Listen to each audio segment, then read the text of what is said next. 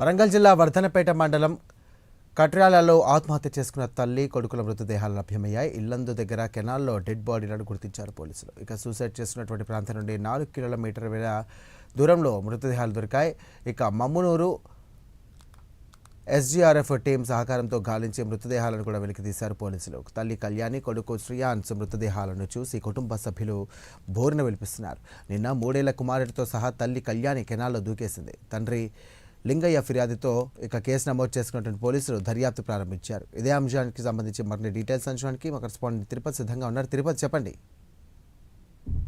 వరంగల్ జిల్లా వర్ధనపేట మండలం కట్రాలలో ఆత్మహత్య చేసుకున్నటువంటి తల్లి కళ్యాణి, కొడుకు శ్రేయాన్స్ మృతదేహాలు లభ్యమయ్యాయి. ఇల్లందు కెనాల్ దగ్గర మృతదేహాలను పోలీసులు గుర్తించారు. నిన్న ఆ తల్లి కొడుకులు ఇద్దరు కలిసి కట్రాల కెనాల్లో దూకి ఆత్మహత్య చేసుకున్నటువంటి ఆ పరిస్థితి నిన్నటి నుంచి కూడా ఎస్డీఆర్ఎఫ్ టీం కావచ్చు, స్థానిక పోలీసులు నిర్విరామంగా గాలింపు చర్యలు చేపట్టారు. ఎస్డీఆర్ఎఫ్ బోట్ల సాయంతో కావచ్చు, స్విమ్మింగ్ సూట్ ఆ సాయంతో కూడా 7 గంటలకు పైగా ఈ గాలింపు చర్యలు కొనసాగించిన నేపథ్యంలో సూసైడ్ చేసినటువంటి ప్రాంతం నుండి 4 కిలోమీటర్ల మేర ఆ తర్వాత ఈ బాడీలను పోలీసులు గుర్తించినటువంటి పరిస్థితి కనిపిస్తుంది. ఎస్డీఆర్ఎఫ్ టీం కోసం స్థానిక పోలీసులు అక్కడ స్థానికుల సాయంతో మృతదేహాలను వెలుగులు తీసి పోస్ట్ మార్టం నిమిత్తం ఎంజీఎం మార్చురీకి తరలించినటువంటి పరిస్థితి కనిపిస్తుంది. తల్లి కళ్యాణి, కొడుకు శ్రేయాన్స్ మృతదేహాలను చూసి కుటుంబ సభ్యులు కన్నీరు మున్నీరుగా విలపిస్తున్నారు. 4 సంవత్సరాల క్రితం పెళ్లైంది, కానీ ఈ కుటుంబ కలహాల కారణంగానే తల్లి కొడుకుతో సహా ఆత్మహత్య చేస్తున్నట్టే తెలుస్తా ఉంది. కళ్యాణి తండ్రి లింగయ్య ఫిర్యాదు మేరకు వర్ధనపేట పోలీసులు కేసు నమోదు చేసి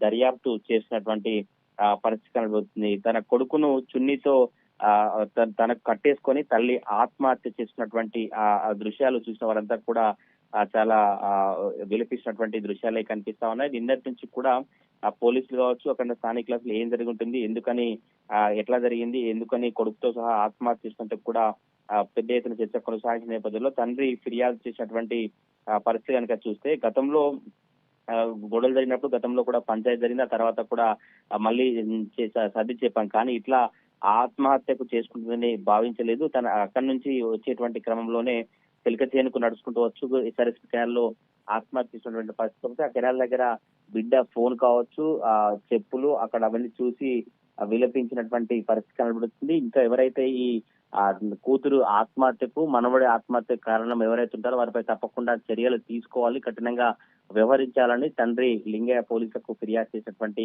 ఆ పరిస్థితులను చూడాలి. మరి పోలీసులు ఎవరిని నిందితులుగా తీరుస్తారు, పూర్తి కారణాలు ఏంటి, కేవలం కుటుంబ కారణాల కారణంగానే ఆ కళ్యాణి చనిపోయిందా, లేదంటే ఇంక వేరే ఇతర కారణాలు ఏమైనా ఉన్నాయా, పోలీసు దర్యాప్తు తెలిసేటువంటి అవకాశం అయితే కనిపిస్తా ఉంది. Sai, thank you Tirupati.